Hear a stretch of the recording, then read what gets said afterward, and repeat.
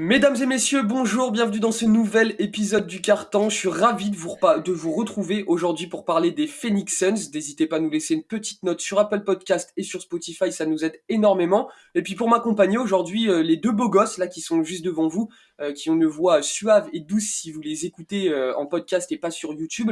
Florian Tixier et Oscar Dormois sont avec nous. Comment ça va les gars? Ça va super et toi? Eh ben très bien, très ravi de vous retrouver encore une fois. Ouais, ça va. Voix suave, je sais pas, parce qu'il fait un peu froid, mais c'est pour ça qu'on va Non, mais parler t'as un peu de toujours une soleil voix, aujourd'hui. t'as toujours une voix de tombeur, même quand il fait froid, Florian. C'est pas la Oui. première fois que Moi, je préfère parler des Suns soleil, comme ça va. là, Ah, dans l'Arizona, il y a un petit coup de froid. On va en reparler. ouais, C'est la première fois que vous tournez tous les deux, les gars.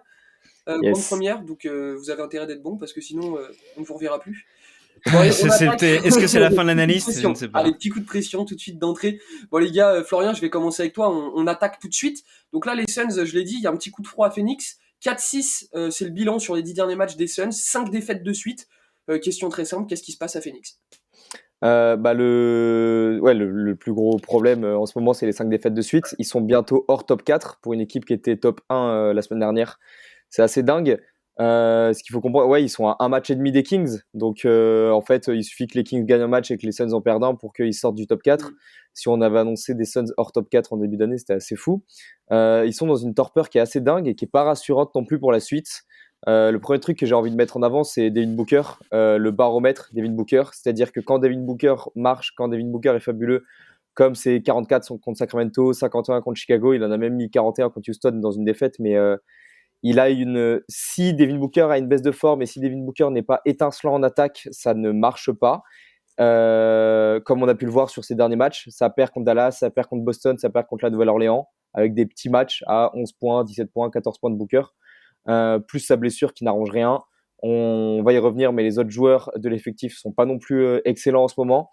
Il faut vite que Devin Booker revienne, il faut vite que ça se remette en forme. Mm. Les 5 défaites de suite, c'est pas grave sur la totalité d'une saison, mais ça Non. témoigne quand même d'une certaine baisse de forme. Là, ouais, claire baisse de forme. Oscar, je sais pas ce que t'en penses. Florian a fait un peu le tour, mais oui, c'est là les Suns arrivent pas à retrouver du rythme et à stopper cette série de défaites finalement. Non, exactement. Et je pense que ça a commencé à Houston, comme l'a Mm. dit Florian. Il met 41 points, Devin Booker, mais c'est une défaite. Et comment tu peux perdre un match avec Devin Booker à 41 points? Derrière, bon, Comment tu peux Contre perdre un match Houston. contre les Rockets surtout? exactement. Et surtout, heureusement que les horribles Spurs arrivent pour leur donner une petite victoire. Parce que sinon, c'est 7 défaites de suite, ou en tout cas 6 défaites de suite. Pas, vraiment pas dans la manière, c'est pas beau, et surtout que tu perds contre des contenders, des mecs que tu vas rencontrer plus loin, soit en playoff, soit en fin de saison, les Mavs, les Pelicans, et alors contre Boston, alors Boston est en forme, hein, on en a parlé ici, mais là ça Un fait quand même massacre. très très mal la C'est- défaite C'était contre eux. chaud. Et pour m'étaler un peu plus, moi, sur les personnes autour de Devin Booker, quand même, parce que c'est le patron, hein, et on le voit là sur cette side défaite, c'est que dès que lui va pas bien, bah ça va pas aux Suns. Michael Bridges, pardon, à 37% au shoot au global sur les 10 C'est derniers dégueulasse. matchs. DeAndre Ayton, sur les 2 matchs contre Houston, 8 points, avec des plus Magnus négatifs à fond sur les 10 derniers matchs. On se demande vraiment ce qui se passe. Ça va pas. L'équipe est plus dedans. Il y a vraiment une cassure entre ce qui s'est passé au début de saison et maintenant, là, sur les 10 derniers matchs, avec environ fin novembre. Il y a un truc qui va pas. Alors, après, ils ont toujours la troisième meilleure attaque. Donc il y a quand même ça qui est bien. C'est l'une des équipes qui joue le plus vite de la NBA. Mm. Avec, c'est les cinquième meilleurs avec de toute la NBA. Donc l'attaque va bien. Maintenant, il faut réajuster la défense. C'est pas possible.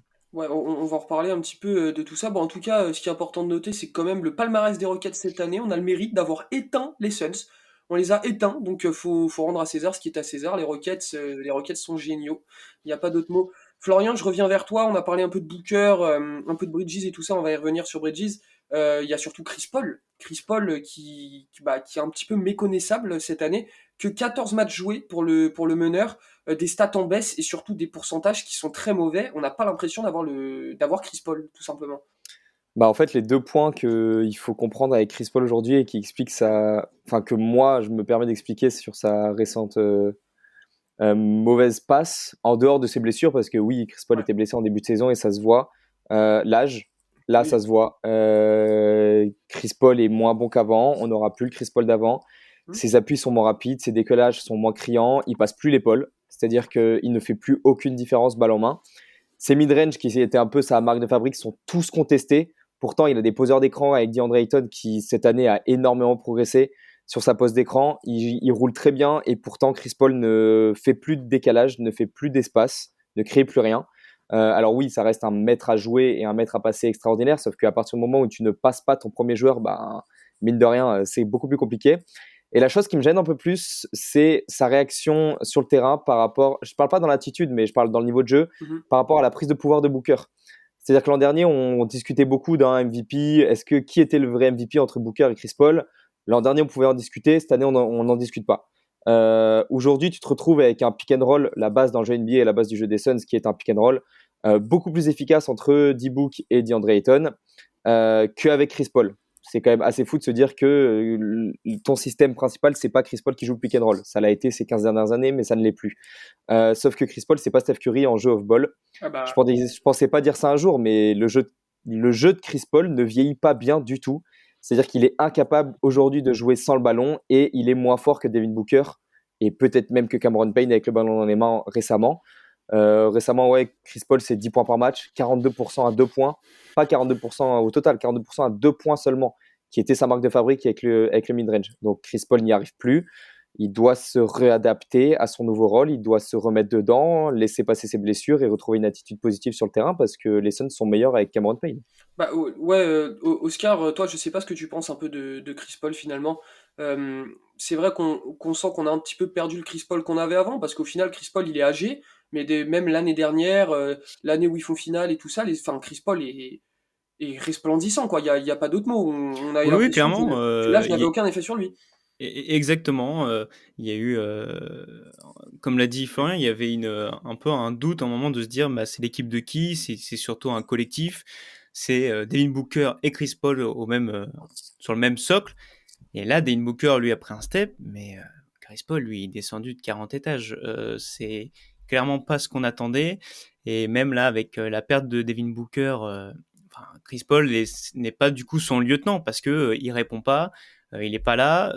Sur la dernière défaite contre Houston, encore une fois, je le trouvais, je sais pas, je le trouve un peu hors sol Hmm.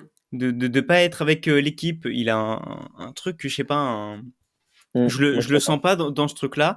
Et même sur ses créations, par exemple avec Michael Bridges, qui arrive plus trop, c'est des trucs, ils font des trucs très simples, mais ça marche pas du tout, ça rentre pas.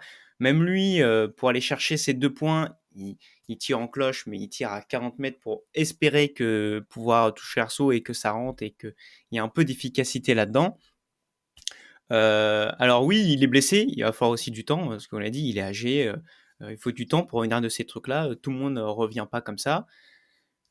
Et en fort plus, et si il faut qu'il baisse complètement son scoring et qu'il se dise ok, je fais que la gestion, et bah tant mieux. Mais là, même ça, je trouve qu'il répond pas là-dedans. Je pense que il faut faire quelque chose. Je pense que l'équipe doit se réunir, doit se dire ok, bon, Chris Paul, qu'est-ce qui se passe, qu'est-ce qu'on doit faire?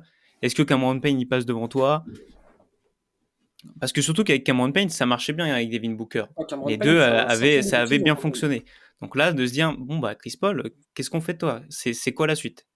Ouais. En même temps, est-ce qu'on peut vraiment en vouloir à Chris Paul? Alors voilà, vous l'avez répété et répété encore, il est âgé, c'est plus le Chris Paul, c'est plus le Chris Paul d'avant, mais ça reste un joueur formidable. Il garde quand même un contrat conséquent, hein. Oui, Il a ouais, mais en 37 termes de ans, contrat, je pense que il Chris faut Paul se n'est rappeler pas à du plaindre. contrat qu'il a signé quand même. En effet, en effet. Bon les gars, on a parlé de D-Book, on a parlé de Chris Paul, maintenant on va parler peut-être un petit peu plus du reste du roster en général. Oscar, je vais rester vers toi puisque t'avais commencé à parler un peu de Bridges et Dayton tout à l'heure.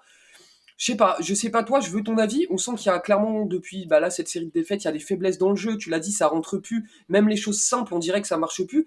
Puis moi, il y a un truc aussi, il y a l'attitude sur le terrain. On l'a vu surtout les deux défaites contre les Pels. Je sais pas, on les sentait tendus, on les sentait, on les sentait nerveux. Il y a un truc, il y avait un truc chez ces Suns contre les Pels. Ouais, ils deviennent un peu les méchants de la NBA, j'ai l'impression, un Frustré. peu. C'est ça, ils sont frustrés avec par exemple la sortie d'Andre Ayton. Mm. Il dit on n'affronte pas les équipes qu'on voit en vidéo, les mecs sont surmotivés contre nous, etc. Est-ce que c'est vraiment ça ou c'est plutôt eux qui sont plus mous, qui rentrent moins dans le jeu, qui rentrent moins dans l'art comme ils l'ont fait. C'est des trucs qu'on peut se demander. Et ouais, Michael Bridges, que j'adore, qui a toujours fait un taf extraordinaire en tant que 3&D parfait. Là, le shoot, ça rentre plus. Ces 3 points et ces trucs de passe-passe avec Chris Paul pour aller re-shooter tout seul à 3 points, ça rentre plus du tout non plus. C'est pas très beau. Et DeAndre Ayton, alors DeAndre Ayton, il marche au scoring, hein, il fait toujours ses petits 20 points, 11 rebonds, franchement. Et comme l'a dit Florian, je pense qu'il va en parler, des mains à main Devin Booker, enfin des pick and roll Devin Booker, DeAndre Ayton, ça marche excellemment bien. Mais je pense que pareil, je pense que ça manque d'une personne qui s'élève à côté de Devin Booker pour montrer voilà que c'est pas que l'équipe de Devin Booker, que les gens ses coéquipiers arrivent à répondre, et surtout que sur le banc il y a des joueurs qui sont pas mauvais et qui peuvent faire des très belles choses. Là Torrey Craig qui est revenu, moi je le trouve très bon dans son rôle, un peu de vétéran, jeu off-ball. Ouais. Ou Okogie qui est fort défensivement. Là, par exemple, contre Houston, il fait des bons matchs. Donc, faut peut-être peut-être essayer de faire plus jouer ces mecs-là et essayer de plus les pousser.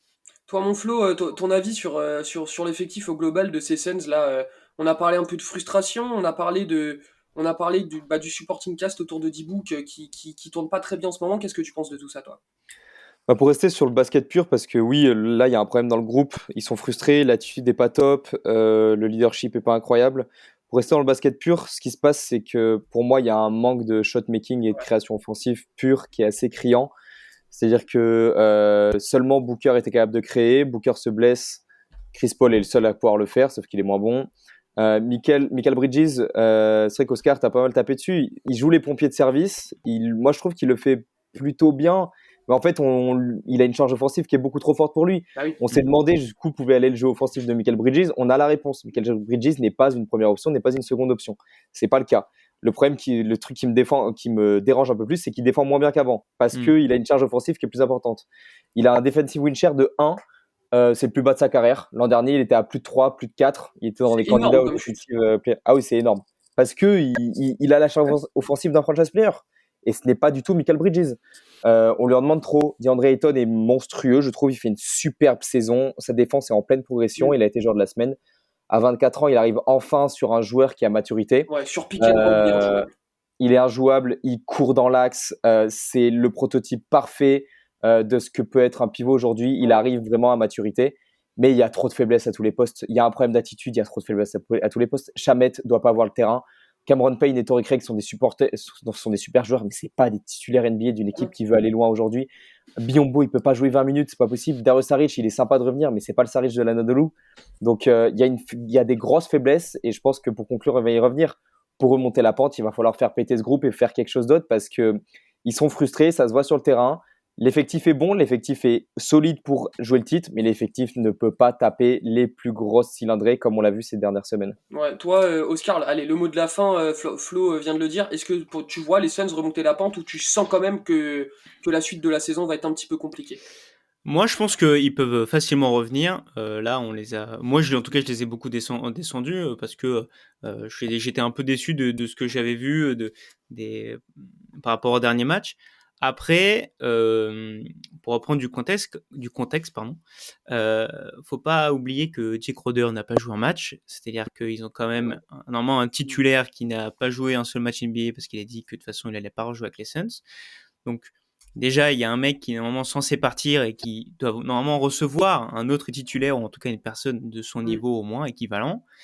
Autre chose à pas oublier, c'est qu'il y a Cameron Johnson qui s'est blessé, qui lui aussi commençait très bien sa saison, qui lui peut créer, lui il sortait du banc, mais peut-être qu'il va revenir, il va prendre le rôle de Jake Crowder, qui il jouait très bien, ça shootait, ça pouvait créer quand il le fallait, etc. Donc attendons ces choses-là. Je pense que là, c'est une mauvaise passe. Je n'ai pas de doute sur quand Devin Booker va revenir, quand ces mecs-là vont revenir. Il va y avoir une De autre, toute façon, D-Book, psychologie, une autre philosophie, pardon, et une autre attitude. Alors moi, je pense qu'il faut leur laisser un peu de temps. Là, c'est toutes les équipes à un moment tombent là-dedans. Attendons. Par contre, si ça commence, ça dure et ça perd des matchs bêtement, là, il va falloir discuter là. Bon, en tout cas, j'espère que cet épisode vous aura plu. Merci, messieurs, pour vos analyses. Bon, on a un petit peu tapé sur les Suns, hein, mais voilà, c'est pas non plus la grosse catastrophe, hein. C'est 5 défaites de suite, certes, mais c'est quand même 2 défaites contre New Orleans qui sont au sommet de la conférence Ouest Mm. et contre Boston qui eux, sont au sommet à l'Est.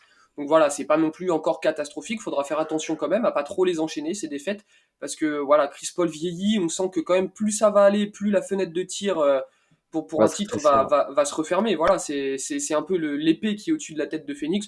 Mais en tout cas, pas d'affolement. Dites-nous ce que vous avez pensé de cette série, de cette mauvaise passe des Suns. On sera un plaisir de vous répondre en commentaire.